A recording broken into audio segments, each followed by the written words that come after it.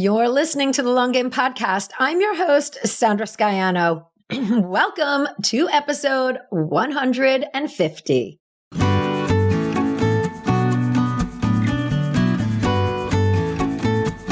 In a world where everyone is doing, it's easy to get lost in a sea of comparison, secret tricks, and promises of overnight success. The long game? That's my approach to business. You gotta show up, you gotta do the work, and there are no quick fixes for long-term success. It takes creativity, it takes strategy, and it takes listening to the voice inside you. I'm a web designer, digital strategist, and energetic thinker, bringing you real-world business building experiences, conversations with creators who are out there doing it now, and ideas to spark the energy in your own business. And along the way, we're gonna have a little bit of fun as well. So thanks for being here, and let's get to today's episode. Yes, the Long Game Podcast has hit a major milestone, 150 episodes. For almost 3 years, this podcast has brought thought-provoking ideas and insightful interviews about what it takes not only to create, but to sustain a successful business. You know, the podcast has evolved truly into the intersection of creativity and strategy. And that's really cool for me because this is where my interest lies. You know, being creative in your thinking and strategic in your approach to what you do. You know, it's the ultimate way to honor who you are and be smart about how you go about it. One of the questions people always ask me about my podcast is, how do you figure out what to talk about? Or a slightly different version, how do you not run out of things to talk about? And it's such an important idea to bring up no matter what content you create. You have got to be into what you are creating. You know, I come up with ideas all the time that I want to create content about, that I want to research, or that I feel are important conversations to be having. And there are experts with knowledge and stories that I want to share. So I originally started this podcast to give myself a place to share some stories of my own. And, you know, I have totally done that. You know, I've been infusing parts of my history, my weird, and my funny into these episodes. So, you know, I'm just really energized by the work that I do here. I literally buzz, like high vibing after a recording session. And that is what has sustained me for all these episodes. It feels good to create because, for real, it's a lot of work producing a weekly show. So to that, I always want to thank my team, my executive assistant, Grace, and to the Sound Advice team for helping me get my voice and my ideas and my stories out to the world. And a huge thank you to every single one of you who tunes in. You know, I always say that I have the coolest and most loyal listeners. So keep reaching out, keep telling me you listen, and keep telling me what you love, and I will keep going. All right. So let's get on to this week's episode, which I have a really interesting topic to talk about today. And it's something to just get your mind to start thinking about. All right. So, you know, there is a very unique farm, I'm air quoting, located in northern New Jersey. And this farm is home to 700 telephone poles that are planted 2 feet deep in tidy rows. You know, a very unusual crop, right? Well, these poles were planted in the 1920s by AT&T Bell Labs. And the purpose of these pole plantings was to test and observe the wood over time. Various species of wood was used amongst these poles and different protectants were applied, you know, and then each pole had a tag on it. And the company observed the poles annually to find out how these poles weathered the different elements of sun, wind, and ice, you know, how they deteriorated over time and at what rate, and which poles did the woodpeckers prefer. You know, and it was really just a big materials test. And the feedback informed the company what materials to invest in for longevity.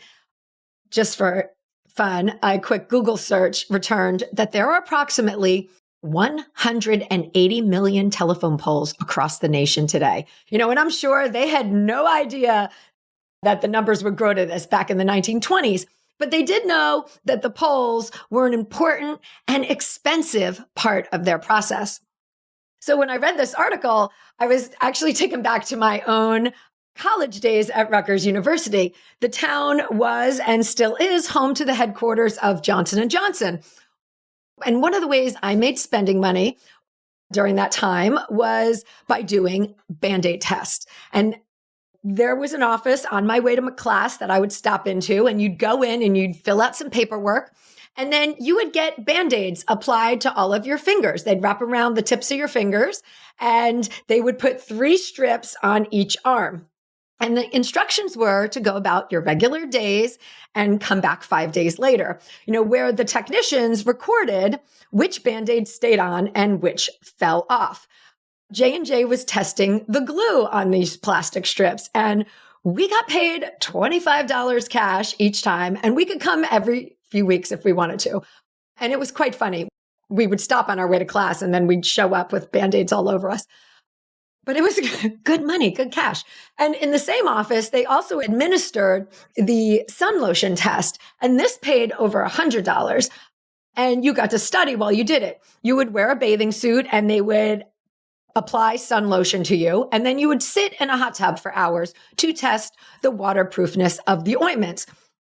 And I always thought, in the big scheme of things, that these tests were much less harmful than the drug test, where you would ingest a drug and you could have actually been given a actual medicine or a placebo, right? So I deemed these little tests okay.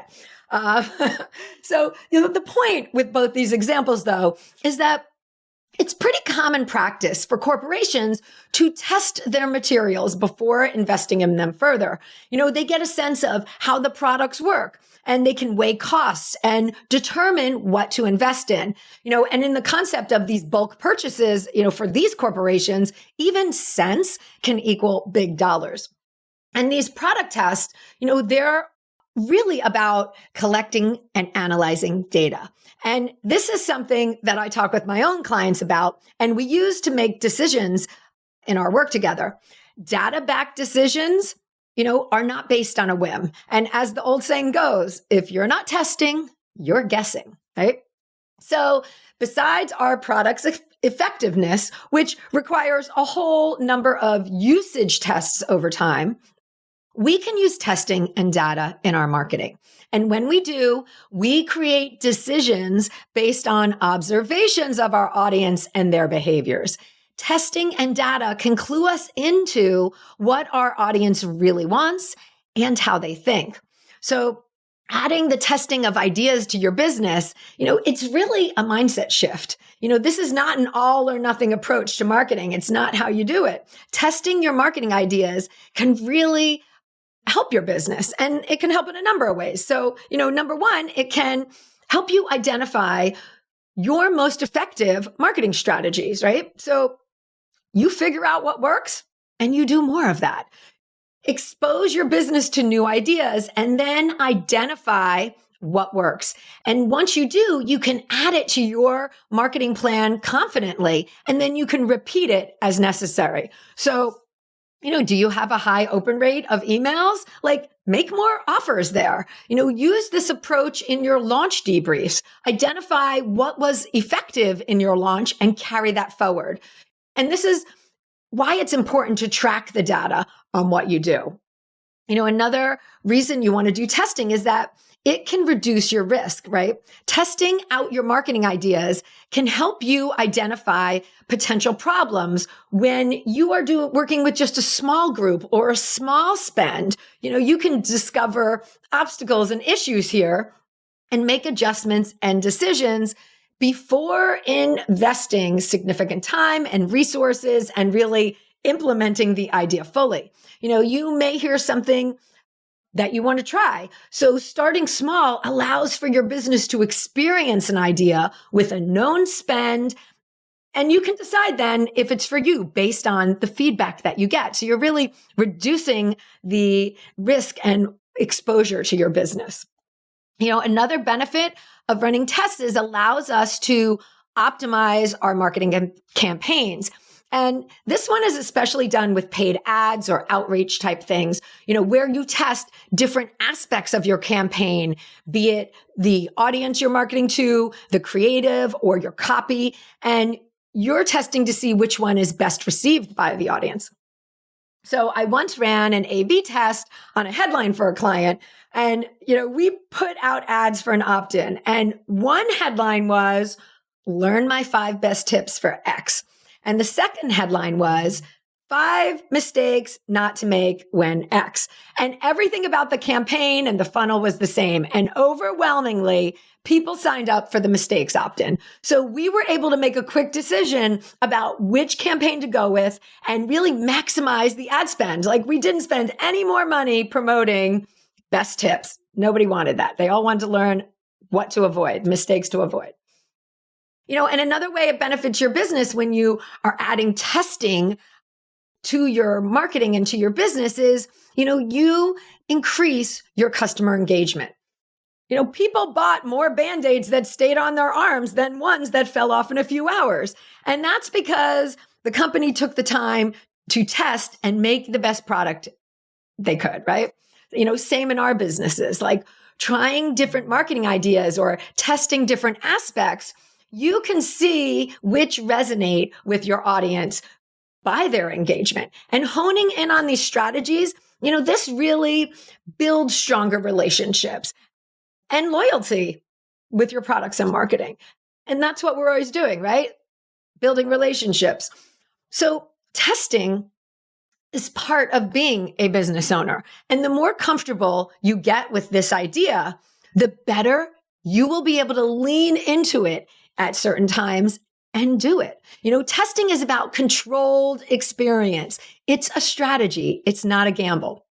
And there are times in our business when we are totally impulsive, right? And times when we are calculated. And testing is a calculated time.